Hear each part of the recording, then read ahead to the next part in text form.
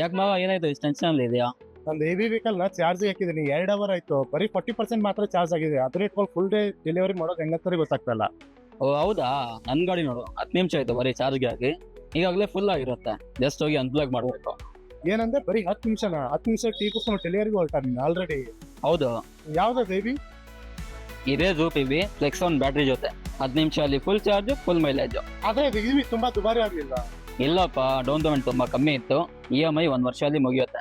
ಇದು ಬೇರೆ ಇವಿ ರೆಂಟಲ್ಗಿನ ತುಂಬಾ ಕಮ್ಮಿ.